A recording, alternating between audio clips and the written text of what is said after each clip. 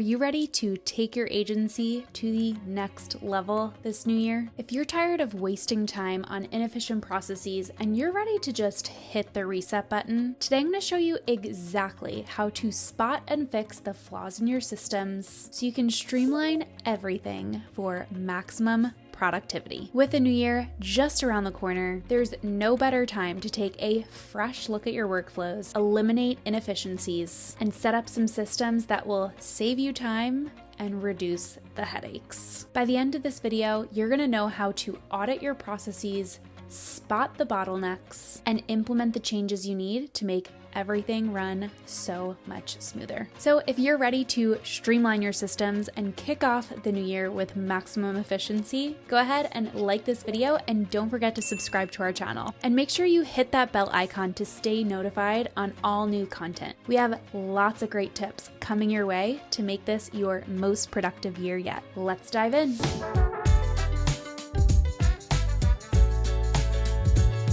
Before we dive into the good stuff, I do want to just take 30 seconds to talk about why year-end reviews and process reviews in general actually matter.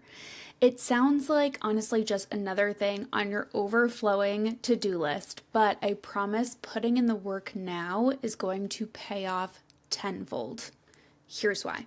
So number one, it's going to improve efficiency. Identifying the bottlenecks, redundancies, communication gaps. It can save you hours of wasted time each day, week, and month.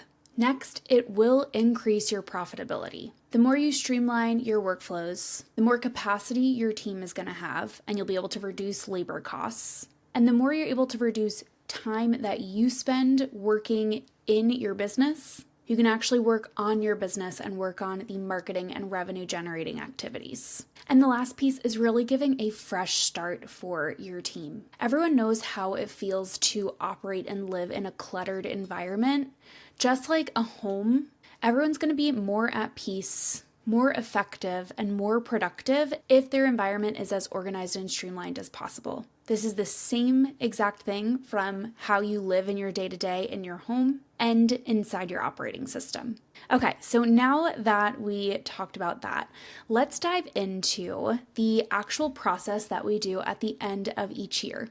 You can do this right now, even though we're already in the new year, and regardless of when you're watching this video. We do an in-depth process review for every single department and major workflow in our business at the end of each year, at least once a year, but we also foster a very collaborative and open environment when it comes to our workflows, especially as we're growing and scaling our own agency. When we bring on more and more team members, our workflows have to change to adapt to another person being in the mix. So I recommend doing this minimum one time a year, but also keeping this front of mind as your business and your processes are evolving and expanding. I just want to quickly go through this process review and then go through some tangible tips on how to spot the inefficiencies and give you some actual examples. So we do this, as you can see here with the calls that we had starting end of October, talking about operations and internal process reviews, design and content, team management, and then both our ClickUp and Honeybook processes, because those are the services that we offer. So each of those calls were 1 hour. There are times where, we might get it done in 45 minutes. There are times that we would have to actually extend and book like another 30 minutes because there was a lot of feedback that came up. So you're going to invite every single person to this call. If it's just you, have these meetings with yourself, put them on your calendar and make sure they happen. But what you're going to do is if you have this with your team, you're going to give them an intro of what the purpose of this call is. I also like to prep them before the call, a few days at least. I mean, they all know these are coming at the end of the year anyway. But if you let them know like, hey, we're doing a process review call, here's what goes down on those, you're opening the door for them to start thinking about the things that are inefficiencies. Now, we've also, had both ends of the spectrum. We've had team members, specifically when we're talking about like our clients' teams. Our team is very open and we've fostered that company culture, but this is something that you might need to flex if this is something new to you. You're going to have both ends of the spectrum. Some companies might have people who don't want to speak up, while others might have people that are for lack of a better term, complainers. And so you want to make sure you meet that middle ground of we want to hear you, we want to listen to what your concerns are, we want to know what's working, and then we want to take all this information and we want to improve together. So that's how you're going to open up these calls. That's how you're going to talk to your team about these calls. Then you're going to spend about 10 minutes going over your current process overview. Walk through the existing workflow or system, highlight what's working well. Also, feel free to go over recent successes and milestones. The next thing is you're going to go over the pain points and bottlenecks. Now, these are general guidelines for the minutes here, but you may spend 5 minutes going over the current process and 30 minutes talking about pain points. It really just depends. But you're going to go through any challenges that have encountered over the past year or whatever this time frame that you're doing this review. Note any feedback from the team members, and also open up the floor and literally call on the team members like, hey, Andrea, do you have anything to share? If not, that's okay. But you're giving them that opportunity, even if they feel a little shy, to be like, we're here. And of course, you're fostering that collaborative environment and culture, thanking them for their input. Then we don't just want yourself and your team members to come with, here's what works, here's what didn't, but also think about, okay, now let's brainstorm how we could fix this, how we can make this even better. Some people might not have any solutions. Some people might have really great ideas. And this is where the magic happens, when you all put your brains together and start thinking, right? Especially as the CEO or a manager, you want to make sure that you're not just shutting people down. Even if their idea is not viable, allow them to be creative, because something else could still come out of this. So allow them to speak their mind, what's working, what's not, and then, what's an idea that they have to bring to the table. Then you're going to spend 10 minutes wrapping up and going over action items and owners. So this meeting is not just to bring things to light and then let them sit there and never do anything about it. You really want to take action and make sure that these things are going to be taken care of. It doesn't mean it has to be taken care of in the next week or month. It could be, Q1 or Q2 or Q3 of the following year. It depends how urgent it is, how much it affects the daily workflow, the team, your bottom line, everything. So these are things that you really want to evaluate and be like, okay, when do we have to get this done and who's going to own this?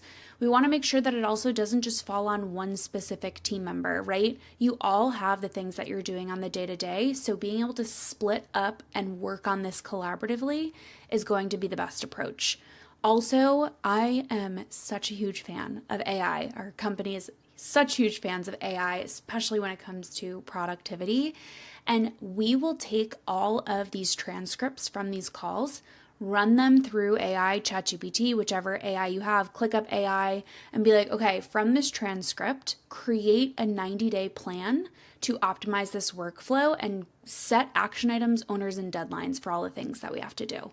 Don't feel like you have to come up with that. Allow AI and the tools that you have to assist you in this process.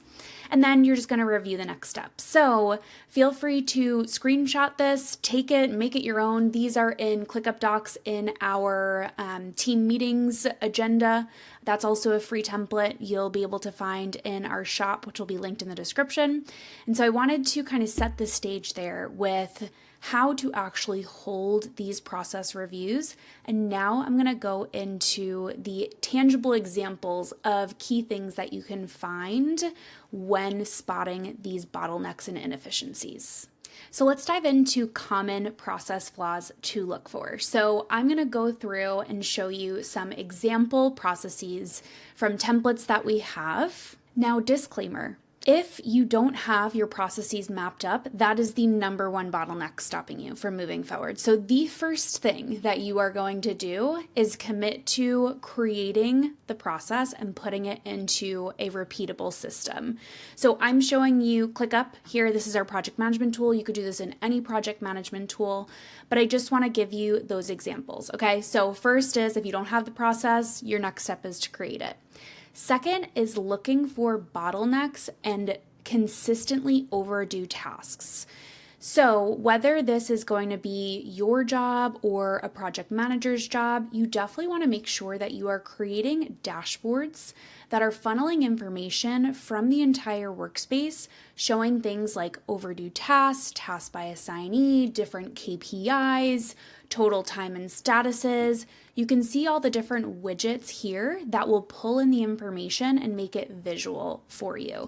So for example, if you start noticing that specific people on the team are consistently having overdue tasks, it's time to look into that. Is it because the person is not a good fit for the team? Is it because the person is not set up for success? Is it because that person is constantly waiting on the person before them to get their job done and then they're not able to move forward with theirs, right? So looking at the overdue tasks and seeing, okay, what are the things that are consistently overdue? This is something that you're going to want to continue searching on like a daily, weekly basis to keep that pulse check. Then even seeing things like task by assignee. So if you see specific people are super overloaded, then that's something else to look for. Why is their workload so much greater than other people? Do we need to take a look at the process and divide up the workload and responsibilities in a different way? Then looking at things like total time and status. So when you're evaluating specific projects, you can see, okay, is the total time and status client delay? Okay, this one is higher, obviously, to do, right? This is just an example, and these are templates, but say one was really outweighing like client delay, then you can think, okay, why are things sitting in client delay? Open up that conversation and say, do we have an efficient process for following up with clients once something gets sent to them? Do we need to implement regular meetings or, an automated follow-up process so that we stay top of mind? So having a dashboard to pull in all this data will allow you to see those key markers of, are things consistently overdue? Are things sitting in a specific status for too long? Are certain people on the team far outweighed in task count than others? And then being able to gather and then decipher what that data means. All right, now let's talk about redundant and manual tasks. So let's go back to the project management template. So templates, I am a template girl. I love templates. If I can save any amount of time and any amount of brain space, sign me up. So when you're creating a template, even if it's the most basic form, you want to think, when I'm doing this project, whether it's an internal project, whether it's a client project, what are the things that we always have to do in this process, right? You should rarely ever be pulling up a blank list and starting from scratch. For example, in this project management template, here's a project prep checklist, right? Now, you may also say, okay, Christy, well, all of our client projects, our internal projects, the scope is different. Totally get it. Ours too. But you're going to have a general structure of like, okay, gather the initial project requirements, define the project objectives and scope, confirm team member availability, map out the project plan, create the budget, etc., right? Those are things that are very high level, just like generic things that are going to happen for any project across the board. So there's no reason for yourself or your project manager or a team member to start with a blank list and just start project prep. Here's what I have to do, boom, boom, boom, boom, right? Number one, it's a waste of time. Number two, way more room for human error. So you want to make sure that you're setting everyone up for success, saving time, reducing error from manual things. Next, let's move on to communication gaps. So I'm going to use the example of our client management template here. So think of, when you're going through a process, whether this is client management or like a client project, or this is something related to marketing, like your email marketing process. When you have a process flow of this goes from person A to then person B, C, etc., back to person A, blah, blah, blah, you want to think, how can I reduce as much error as possible? And one of the key pieces to this, and an easy solution, is utilizing automations. So I'll use the client management, and same thing goes for like email marketing. Or any marketing in general. So if you have a process where generally there's key team members who are responsible for specific pieces of the project, then what you can do is say, okay, for this client management, when something's in progress, that may be related to the specific person doing the actual deliverable. Once it goes to internal review, what does that mean? Is that Christy? Is that Jeff? Is that Andrea? Is that Christy and Jeff? How about when it's approved and ready to send to the client? That's going to be our project manager. If it's awaiting client review, it's going to stay assigned to our project manager so it's top of mind. If it needs edits, it's going to go back to the person that was originally working on the deliverable. Once it goes to approved create SOPs, that's on Christy. You get the point, right? So there is no reason that team members should be reassigning tasks and deliverables to different team members manually. They shouldn't be doing that. They shouldn't be responsible for setting due dates. Of course, there may be things that you set specific standards and things may need to be expedited or things may not be as urgent, so the general due date is switched.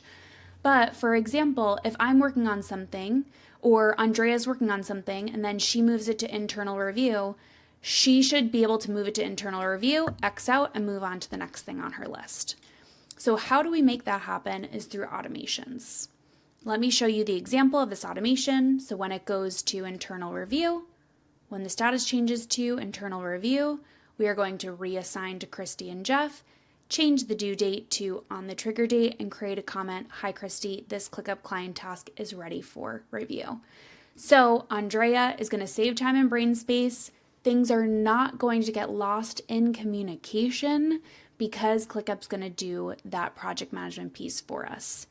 The other thing in terms of things getting lost in communication, so many of our clients are Slack users.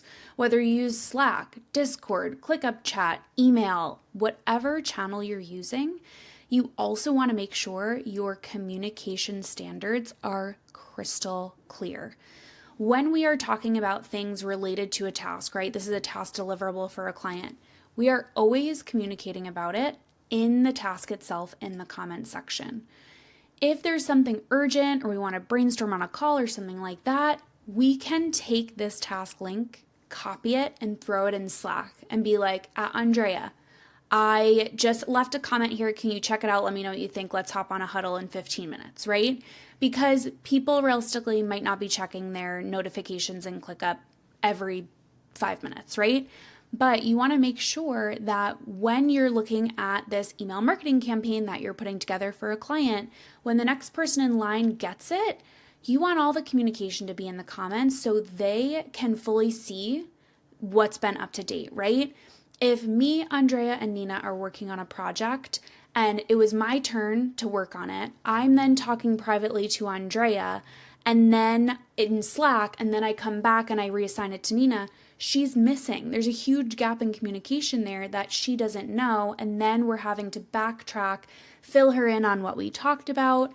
So having a crystal clear system where all your communication is streamlined in one place is going to save you so much time, so much energy, and really increase your efficiency and deadlines. All right, moving on. Now let's talk about data entry. So this is something that I really love to talk about because a lot of people don't realize this, is you can use ClickUp in 3 main ways. You can't use every single project management tool like this. I'm speaking about ClickUp specifically. But for basic task management, right, you can see if we have team task lists, I'm going to put in here something that I have to do. It's going to be to do, in progress, or complete. Basic digital checklist. You can then use it for project management, whether it's a really big project with 50 plus tasks, or it's project management in terms of, our marketing campaigns for every single blog post or YouTube video that's going out. And then the third way is data entry. So not only for if you're creating automations for like bringing in your sales information or your CRM or things like that, but even things like KPIs when it comes to, let's use email marketing as an example. So if you want to grow and scale your company, it is absolutely crucial that you make data-driven decisions. If you don't have that data easily and readily accessible and have processes where you're gathering that data on a continuous basis, you are not setting yourself up for success. And when you sit down to have these reviews, then the team is going to be scrambling to gather all these reports. So let me show you an example of how we do this in our company. So this is our actual email marketing pipeline. These are our campaigns from the last 90 days. And so what we have is we have a task in the marketing to-do list for my EA to go in at the end of every month and pull the data for all of our email campaigns. From here, we make this process super seamless because as we're going through the process of creating the email campaigns, we actually link that email link right into the ClickUp task. So when my EA comes in here to do the analytics each month, all she has to do is click on the link. It's going to bring her right to the analytics where she'll be able to see, okay, how many people was this sent to?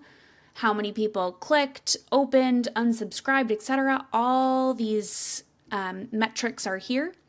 She'll then put them in here and then boom, we have all our data. So when we're doing our consistent marketing review and saying, okay, let's check out our email analytics. How are things going? Were there any emails that outperformed others?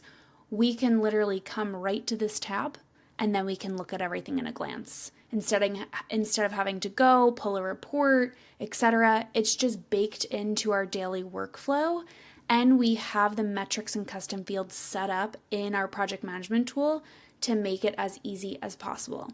The other thing is it's about how you lay it out, right? So if in the email I had in the description, put the open rate, click-through rate, etc., it would be more cumbersome to get that data. Could you click through each one and be like, oh yeah, okay, cool, that one is much higher than our average.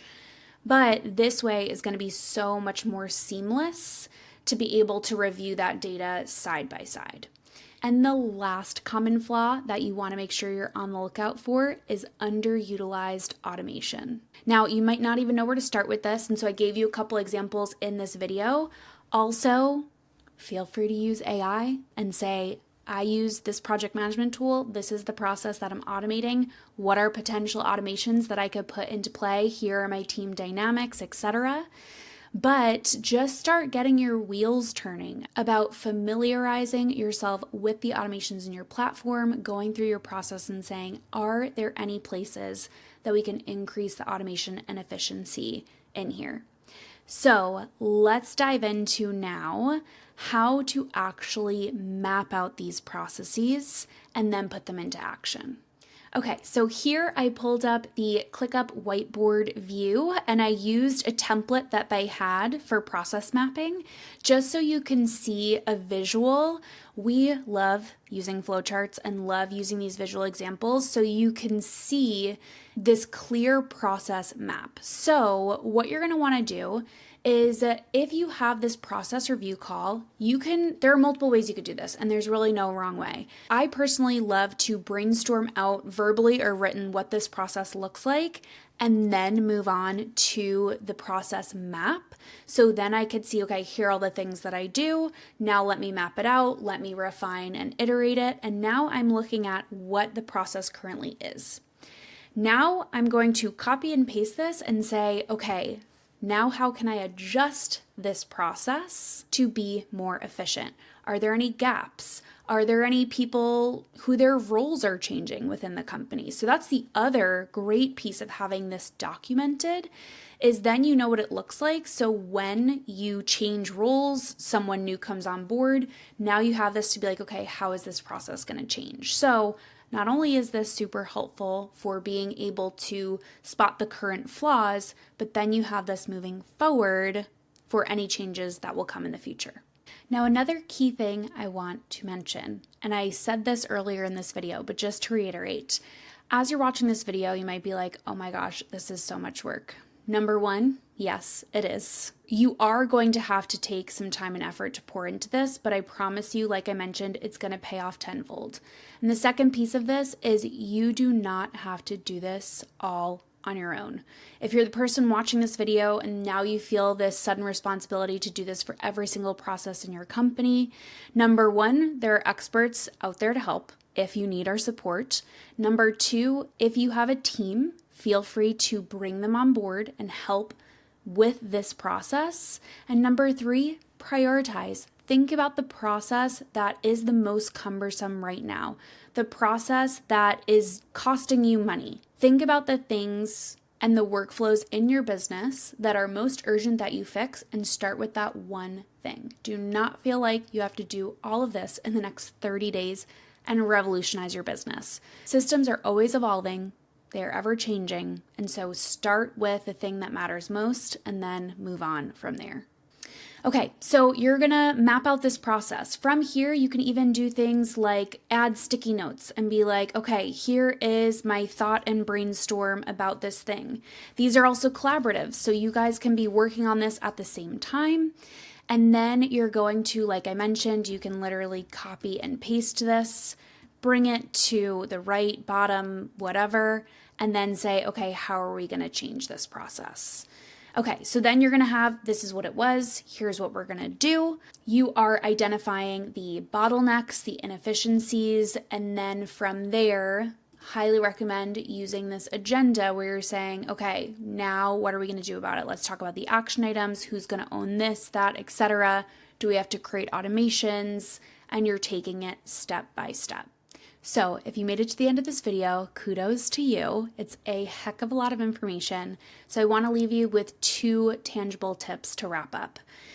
Even when you do this once, you may feel really good, but just like your home, you have to make sure you are continually clearing the digital clutter, continuing to refine your processes. So how can you do this in a realistic way and setting yourself up for success? Number 1 is setting regular check-ins, whether that is once a year, once a quarter, biannually, whatever makes sense for you, to really take a good hard look at your processes and be able to make these tweaks to make them more efficient. And then number 2 is continually monitor with dashboards. Put it into your routine that 15 minutes a week, you are taking a look at your management dashboards and saying, okay, what are the things that are overdue? What are the inefficiencies? Set yourself up with overviews and reports that are auto-generated to be able to get a pulse check on your processes in real time. So I hope all of that was helpful for you. I'm super excited for you to dive in. We currently don't have this process review call agenda as a template in our shop, but if this is something you guys are interested in, make sure to drop a comment below and we can get that added for you. And with that, happy systematizing. I'm super excited for you guys to go ahead and start auditing your processes and making this year one of the most productive years yet. And there you have it. You now know how to spot and fix the flaws in your processes to take your agency's efficiency to a whole new level. Remember, every system can be improved, and a few small tweaks today can save you hours down the road. Now, if you want some expert guidance in overhauling your workflows for the new year, head over to desilvalife.com/contact to book a call with us today. Thanks so much for watching, and cheers to a more productive and stress-free new year ahead. Keep on scaling, and I'll see you in the next one.